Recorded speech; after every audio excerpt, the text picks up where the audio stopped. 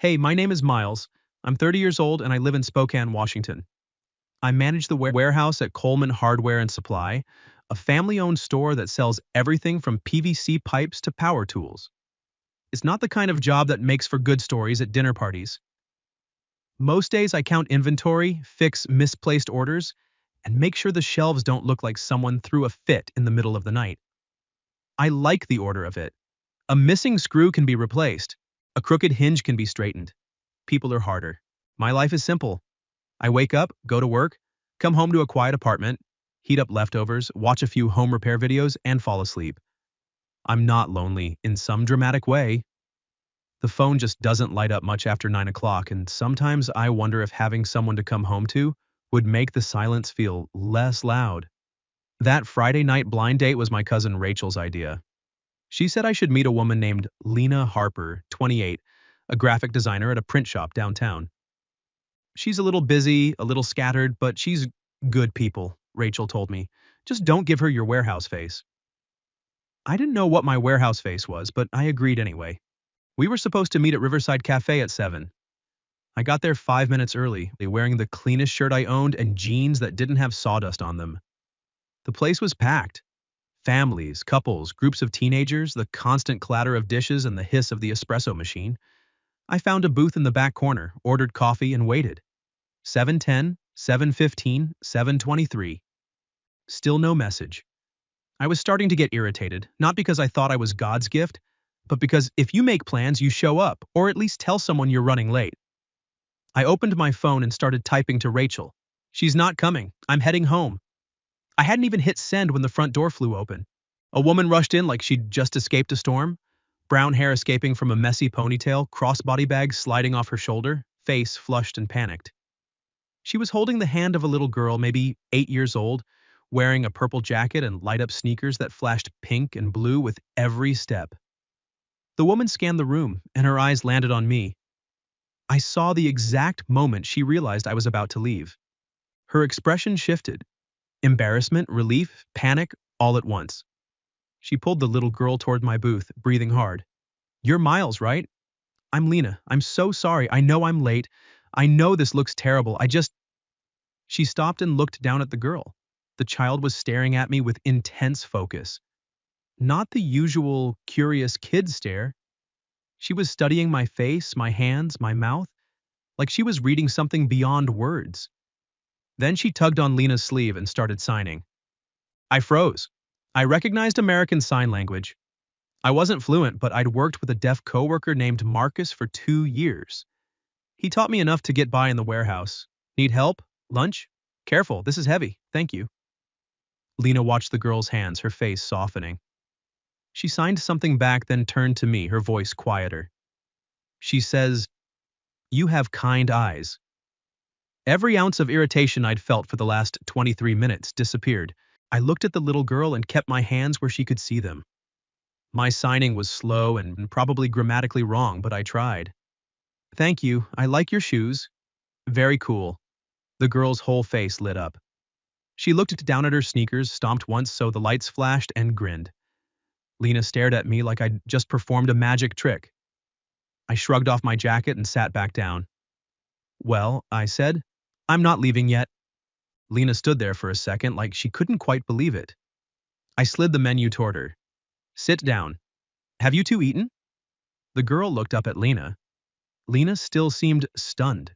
"Ethan, I should explain, she's not mine. Her name is Maya. She's my niece. My sister was supposed to pick her up from school, but she didn't show, and she's not answering her phone. My friend was going to watch her for an hour so I could come here and apologize to you, but her car broke down. My phone died. Everything just happened too fast. I didn't know what else to do except bring her with me." She was talking fast, like she was afraid if she paused I'd walk out. "I know this isn't how dates are supposed to go. If you want to leave, I get it. I'm really sorry." I looked at Lena, exhausted, hands still shaking a little, then at Maya, who was now drawing on the condensation of her water glass with her fingertip. I had two choices: go home, eat cold leftovers, and feel justified about being stood up, or stay with a woman who was barely holding it together and a kid who had just told me I had kind eyes. I flagged the waitress. Another coffee for me, hot tea for her, and a kid's menu for Maya. Lena looked at me. You don't have to do this.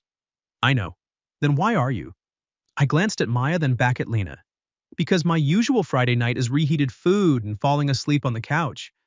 This is already more interesting. For the first time since she walked in, Lena smiled for real. And that's how the strangest date of my life began. Lena kept apologizing. She apologized for being late. She apologized for bringing Maya. She apologized for the noise in the cafe. She apologized because Maya needed to see people's mouths when they spoke. She apologized because her phone had died and she couldn't text. I finally had to stop her. Lena, I said, if you apologize one more time, I'm going to make you eat all the vegetables on my plate. Maya watched us, not understanding every word, but when Lena laughed, she laughed too. I asked Maya with simple signs what she wanted to eat. She signed fast. I only caught chicken and fries. Lena translated. Maya wants chicken fingers and fries. Lots of fries. I nodded seriously. Reasonable request. Maya looked at Lena, then signed something else. Lena covered her mouth to hide a smile. She says you understand more than most grown-ups. She's a good judge of character. The air slowly started to settle. I learned that Lena had been a graphic designer for 6 years. She hated about 60% of her clients, but still loved the moment a finished print came off the machine. Maya was in 3rd grade, loved drawing, hated math, and was obsessed with light-up shoes. Her mother, Lena's older sister Kara, had been struggling since her husband left a few years ago, and lately, Kara had been disappearing more often, leaving Maya with Lena. Lena told the story lightly, but I heard everything she wasn't saying. She wasn't just an aunt. She was the family's backup plan. Every time Kara fell apart, Lena had to stand up. Every time Maya got forgotten, Lena had to run. Every time their mother said, "You're so good with Maya," it really meant no one else wanted to carry that weight. I asked, "Does this happen a lot?" Lena glanced at Maya, who was coloring a hamburger on the kids' menu purple. More often lately. Kara says she needs time to find herself, but herself always seems to be somewhere far away from Maya's school. I didn't laugh. The tiredness in her voice was too real. Are you angry at her? Lena stared into her tea. Sometimes. Then I feel guilty for being angry. Then I get angry that I have to feel guilty. I nodded. Sounds like an old plumbing system. She looked at me confused. Everything leaks a little, so no one fixes it properly. Then when the floor floods, everyone asks why you didn't mop faster. Lena studied me for a long moment. You talk in the strangest way. I manage a hardware warehouse. This is the deepest I get. She smiled, but her eyes were a little red. The dinner lasted longer than I expected. After Maya finished eating, she pulled out a tablet and started drawing. She drew the 3 of us sitting in the booth, Lena, me, and herself, with shoes glowing like stage lights. In the picture, I had a slightly square head. I signed slowly. Is my head really that square? Maya laughed so hard she almost dropped the stylus. Lena watched the moment and something in her face changed. I didn't know exactly what she was thinking, but her expression softened in a way that made my throat tighten. When we finally left the cafe close to 9, Lena apologized 3 more times in the parking lot. I stopped her beside her car. Lena. Yeah? This is the strangest date I've ever been on. Her face fell. I kept going. But it's not the worst. Actually, I want to see you again. She looked at me, half exhausted, half hopeful. Even if next time might still include Maya? I glanced into the back seat. Maya had fallen half asleep, her shoes still flashing in the dark. Especially if it includes Maya. I need payback for the squarehead.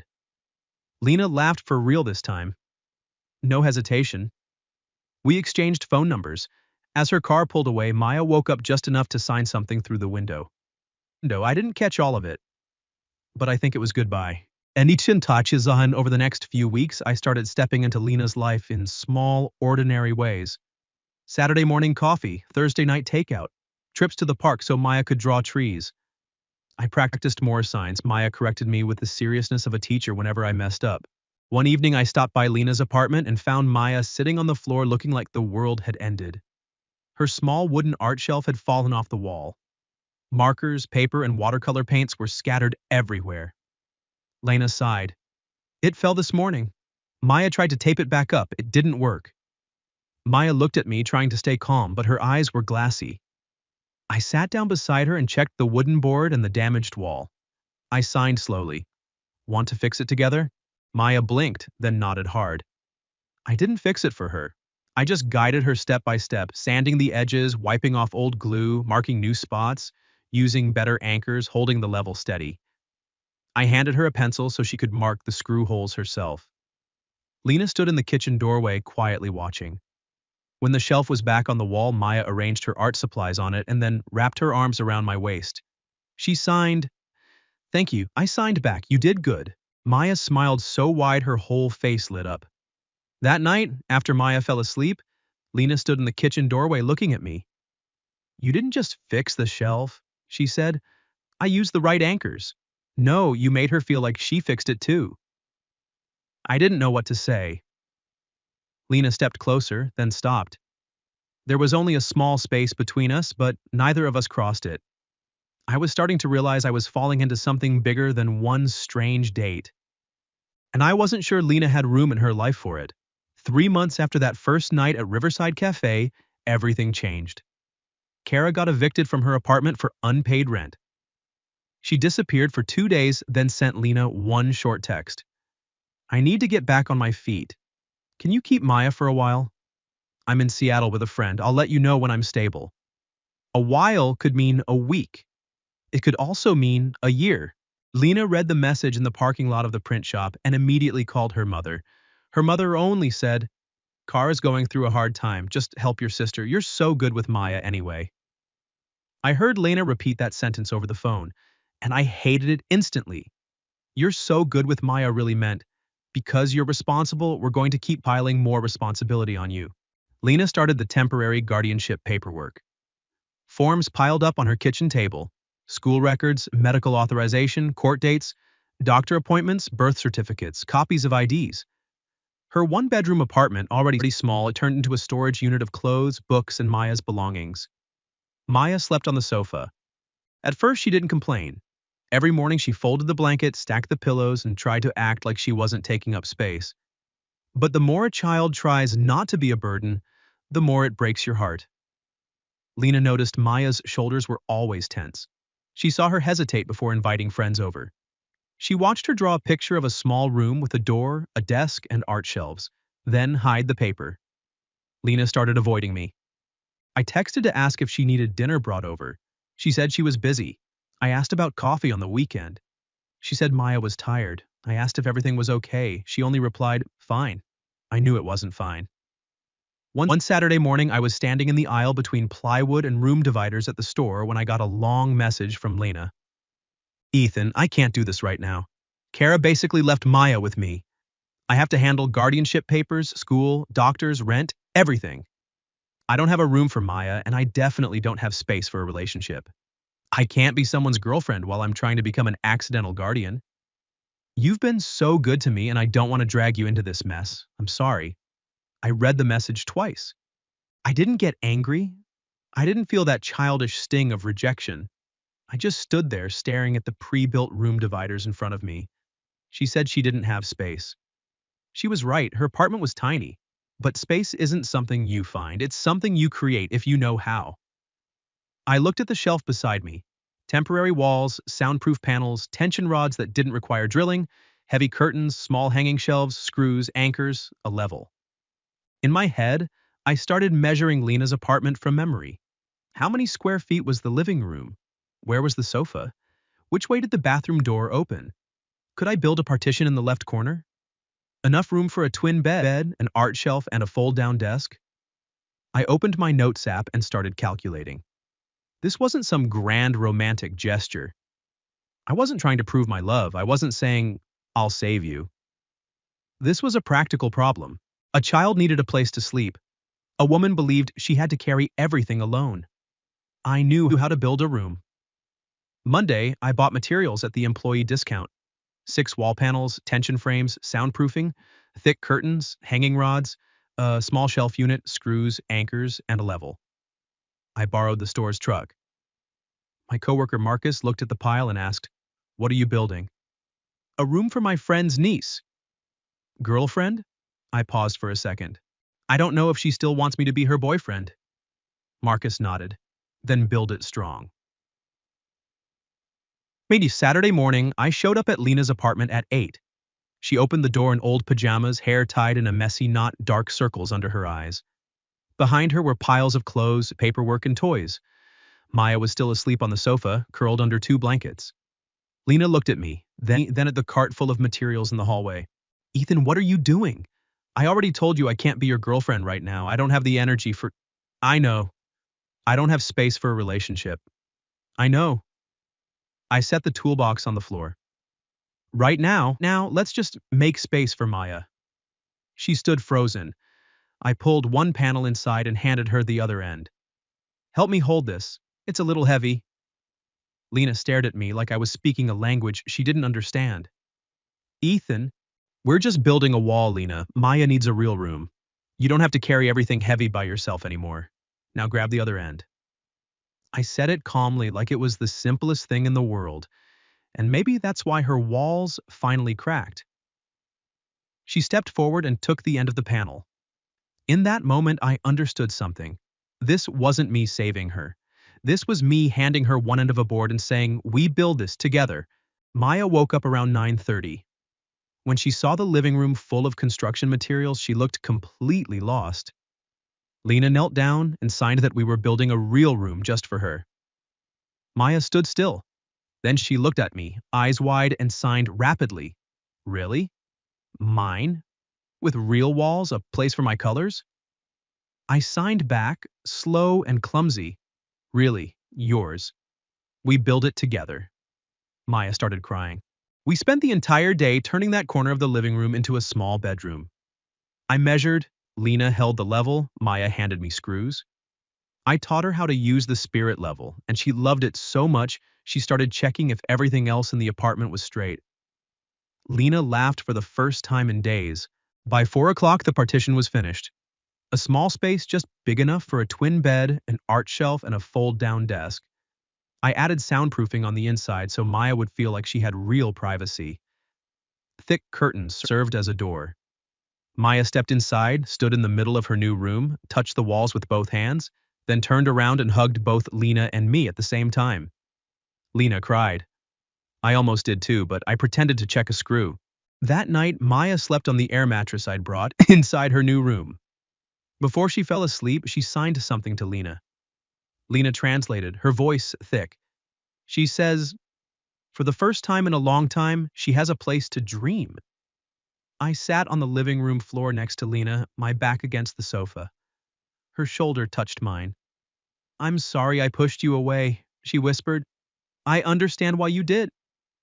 I thought if things got hard, I had to cut out anything that wasn't necessary. I looked at her.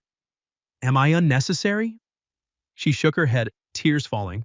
No, you're the thing I'm scared of needing too much. I didn't kiss her. Not yet. I just took her hand. Lena, I'm not afraid of the chaos. I'm afraid you think you have to live in it alone. 3 weeks after we built the partition, the temporary guardianship hearing took place. I wasn't family, so I couldn't stand with Lena in front of the judge, but I drove her and Maya to the courthouse. I sat in the hallway holding Maya's backpack, sketchbook, snacks, noise-canceling headphones, and a spare pair of light-up shoes. Lena wore a white button-up shirt, hair pulled back neatly, hands trembling slightly as she clutched the folder of documents. Maya sat beside her, constantly looking around because the courthouse hallway was loud and overwhelming. I crouched in front of Maya and signed, "You okay?" She signed back, "I'm scared Mom won't come. I'm also scared she will." The words hit me hard. I didn't know the signs for everything I wanted to say, so I used what I had. Uncle's here. Aunt Lena's here. You're not alone. Maya looked at me for a long second, then nodded. Lena saw the exchange. Her eyes turned red, but she didn't cry. The hearing lasted less than an hour. Kara didn't show up. The judge granted Lena temporary guardianship for 6 months and ordered Kara to contact social services if she wanted to change the arrangement. It was a victory. It was also an official burden. When we walked out of the courtroom, Lena hugged Maya so tightly I thought she might never let go. I stood a few steps away. This moment belonged to them. But Maya pulled Lena's hand and pointed at me. She ran over and wrapped her arms around my waist. I froze for a second, then hugged her back gently. Lena watched us. This time, she cried. I thought the hardest part was over. I was wrong. That same evening, when we got back to the apartment, Kara was standing outside the door. She looked thinner than in the photos, hair messy, eyes exhausted.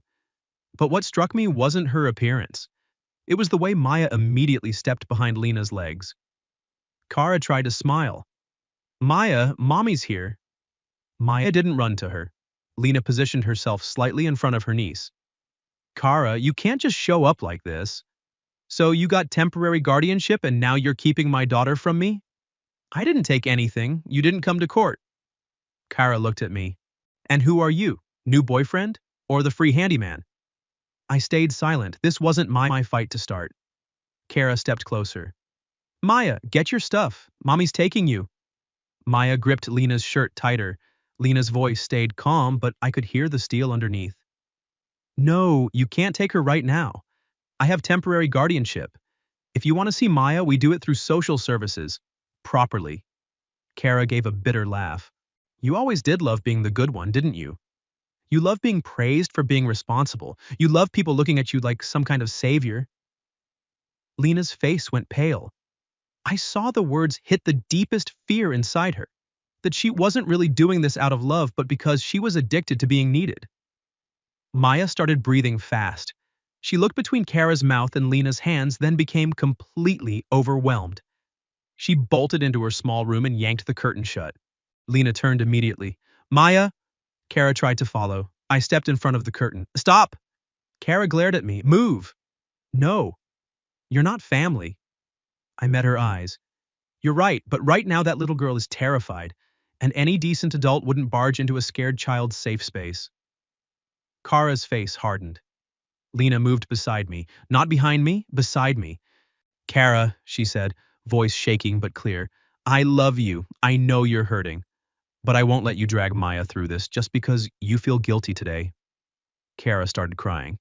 You think I'm a terrible mother? Lena was crying too. I think you're a mother who isn't okay right now, and Maya can't keep paying the price for that. The apartment went quiet. Behind the curtain, Maya peeked out through a small gap. I saw her eyes watching us. Kara looked at that narrow opening. The anger on her face slowly crumbled. For the first time, she seemed to understand it wasn't Lena stealing her child. It was Maya being afraid of her own mother's instability. Kara stepped back. I don't know how to fix everything, she whispered. Lena wiped her tears. Then start by not breaking anything else. Kara left that night after agreeing to go through social services and not try to take Maya on her own. No one won completely. But Maya stayed safe inside her small room. And sometimes, keeping a child safe for one night is the biggest victory you can ask for. After Kara left, Lena stood in front of Maya's curtain, afraid to pull it open. I signed gently toward the gap. Do you want Aunt Lena to come in? A moment later, a small hand reached out and pulled the curtain aside. Lena stepped in and dropped to her knees. Maya wrapped her arms around her and held on tight. I turned away to give them space. That night, after Maya finally fell asleep, Lena stood beside me in the kitchen. You don't have to stay in this, she said. I know. My life is a mess. I can see that. I can't promise it will get easier. I'm not asking for easy. She looked at me. Then what are you asking for? I stepped closer and touched her face lightly. I'm asking you to stop deciding for me that I should leave. Lena closed her eyes, tears slipping down her cheeks. I love you, Ethan. I stood still. Then I kissed her. It wasn't the kiss of someone coming to rescue her. It wasn't pity. It was the kiss of two people who had built a wall together, protected a child together, and understood that love doesn't always arrive when life is neat and tidy. When we pulled apart, I said, I love you too. Behind the curtain of the small room, a soft sound came from inside. Maya had peeked out, then signed quickly. Lena laughed through her tears, and she says, finally. 6 months later, Lena's apartment was still small, but it no longer felt like it was trying to swallow too many lives at once. Maya's partitioned room had become a real little world. I built her a proper wooden bed from pine. There was an art shelf, a moon-shaped nightlight, and pale blue curtains. The walls were covered with drawings. Cats wearing hats, houses with big windows, me with a slightly less square head, Lena laughing, and one picture of the three of us building a wall together. Kara had started treatment and was seeing Maya on a supervised schedule. Their relationship wasn't healed, but at least it wasn't an open wound every day. Lena was still tired. She still worried. She still woke up at 2 in the morning sometimes to check paperwork, but she no longer tried to prove she could carry everything alone. I still worked at the hardware store. I still counted inventory and argued with whoever kept misplacing the PVC pipes. But my evenings were no longer just reheated food and home improvement shows. Some nights, I went over to Lena's, fixed a drawer, installed a hanging rod, or simply sat on the floor eating pizza while Maya taught me new signs with strict patience. She was a tough teacher. If I got something wrong, she would cross her arms and look at me like a disappointed professor. One Saturday afternoon in November, we were putting together a new desk for Maya. Lena sat on the rug, frowning at the instruction manual. I held a panel while Maya stood beside us, giving orders like a construction foreman. Lena asked, "Is this panel C or panel E?" I looked. "I think it's C." Maya signed rapidly. Lena burst out laughing. "She says you two grown-ups are hopeless." I looked at Maya. "Do you want to build it yourself?" She signed, "I'll do it better." No doubt about it. Maya grinned and ran into her room to grab a pencil. When she came back, she looked at me, then at Lena. Then she signed something to Lena. Lena went quiet for a second, then smiled softly. She says, "I was right. He really does have kind eyes." I looked at Maya. She looked back at me with complete seriousness, like this was a scientific conclusion she had verified over many months. I signed slowly. "Thank you. You have kind eyes too. You see things before the grown-ups do." Maya smiled, then ran back into her room. Lena sat down beside me, her shoulder touching mine. "I used to think you would leave," she said. "I know. Because I was late. Because I brought a child. Because my life was too messy. Because Maya needed too much. Because I didn't have space." I looked at the small wall we had built together. "You said you didn't have space, but really you just needed someone willing to build it with you." She leaned her head against my shoulder. "Do you ever regret it? Not leaving the cafe that night?" "Yeah." I looked at the small room, at Maya's light-up shoes neatly placed beside her bed, at Lena sitting next to me with her hair loosely tied and a smudge of paint on her wrist. Never. Not even once? Not even once. She took my hand. "I used to think love showed up when everything was already fixed, when people had healed, when they had space, when they were ready, when life wasn't heavy anymore. But maybe real love doesn't wait for life to be neat. Maybe it arrives in a noisy cafe with a woman who's running late, a deaf little girl, a pair of flashing shoes, and the words signed across the table. He has kind eyes." Maybe love isn't about saving someone. It's about staying when they think you'll walk away. It's about learning a child's language so she knows she's been seen. It's about handing the person you love one end of a board and saying, "Hold this, we're building this together." And when people ask me when I started loving Lena, I don't say it was when she smiled or when she cried or when we kissed after Kara left. I tell them, I started loving her the moment she walked into that cafe carrying the weight of her entire world on her shoulders, and still bent down to translate for a little girl that I had kind eyes. Maya saw it before I did, and ever since that day, I've just been trying to live up to what she saw in me.